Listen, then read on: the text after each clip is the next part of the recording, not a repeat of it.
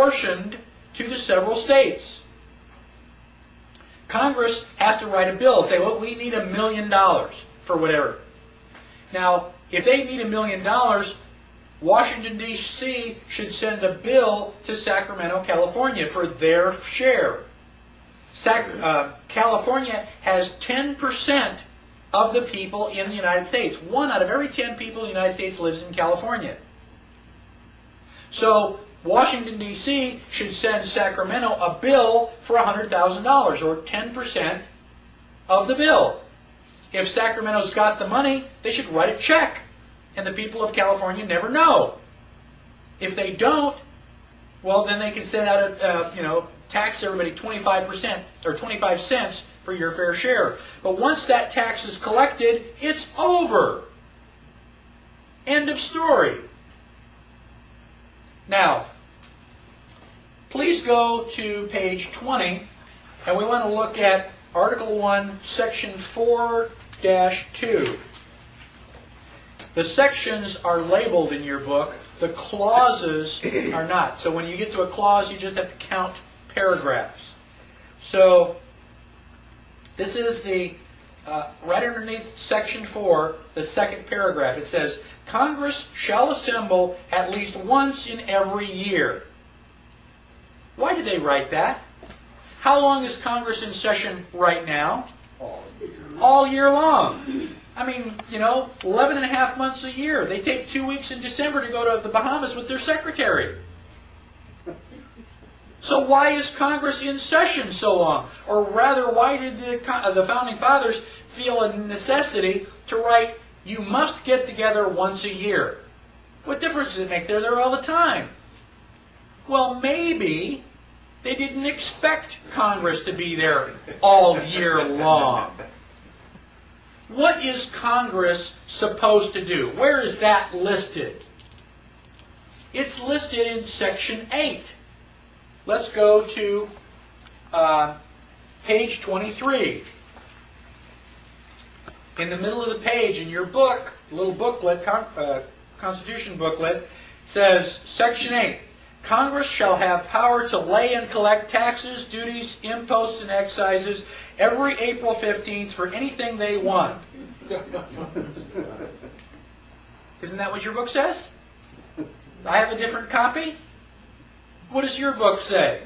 To lay and collect duties, imposts, and excises, to pay the debts, provide for the common defense, and general welfare. End of story. If they are collecting taxes for anything other than that, it's unconstitutional. They can't do that. Now, Section 8 gives a list of 18 things that Congress is permitted to do. It's a privilege that we give them. Let's look at some of them. They can borrow money. They can regulate commerce with foreign nations. Establish a uniform rule of naturalization. Coin money and regulate the value thereof.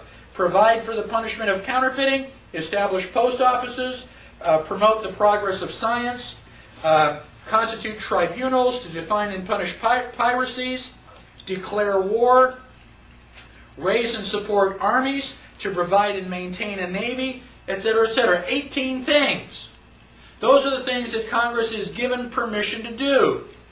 Anything that Congress is doing that is not in that list is by definition unconstitutional.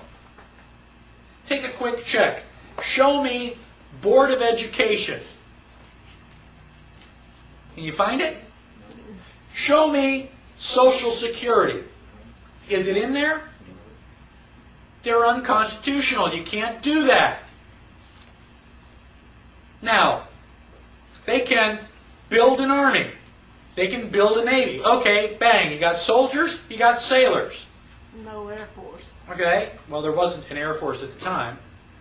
When they say and general welfare of the United States, is that where they come back and say, here's education, okay. Here's my... What is general welfare?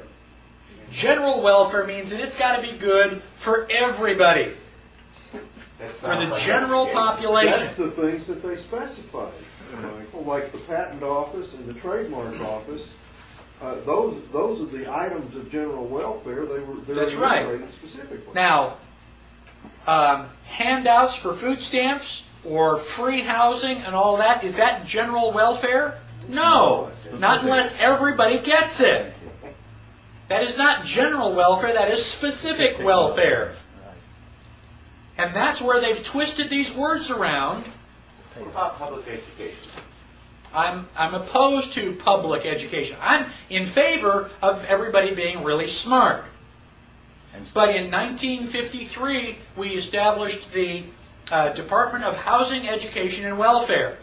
During the 1950s, students in the United States were #1 in math and science. Russia was a distant #2. We were so far in first place that we didn't even have to worry about it. Everybody was sending their boys and girls to the United States to get a good education. So now we've had the Department of Education for about 50 years.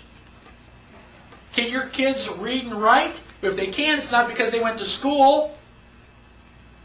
Currently, United States students are 21 on a nationwide or worldwide scale.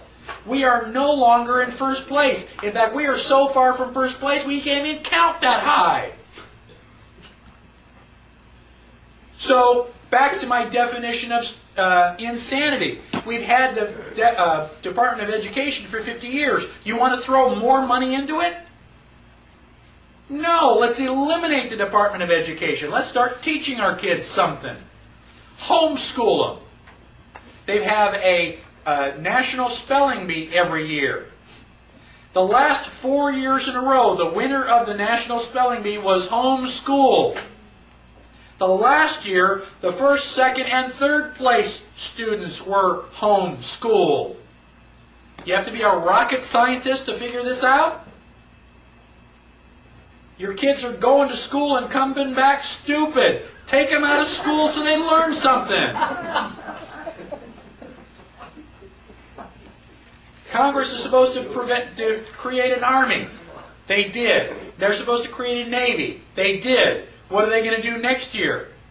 Well, you don't have to create an army. You've already got one. You don't have to create a navy again, so you can cross those two off the list.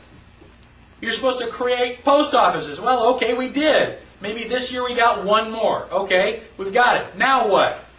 Well, there's not much else they're supposed to do. Go home! That's why the Founding Fathers put in that article about you've got to get together at least once a year. How often do we elect our representatives? Every other year. The Founding Fathers were paranoid that we were going to go to Washington, get elected, have a big celebration, and then go home. And never come back. They don't want the ship of state traveling without somebody checking in, and so they said you got to check in at least once a year. That all by itself gives you a strong clue that Congress is doing more than they're supposed to. Go home.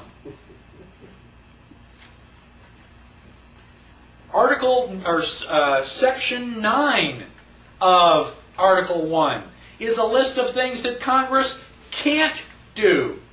Now wait a minute. If we are giving you permission, and I've given you a list of the things that you can't do, anything that's not on that list, you can't do, right? Didn't you tell your kids, these are the things you can eat. Grapefruit, cauliflower, spinach. Anything that's not on that list, you can't eat. How about M&Ms? Is it on the list? No, then you can't do it. But as a parent, you know that a list of things you can do isn't enough. If you're going to go off to the store, you can say, these are the things you can't eat, and these are the things you can't eat. You can't have M&Ms, you can't have Hershey bars, you can't have candy of any form, just in case you didn't know from the first list. So we gave Congress, just in case you didn't know, a second list. Section 9 says these are the things you cannot do. Let me look at 9. On page 25, 9-4. no capitation or other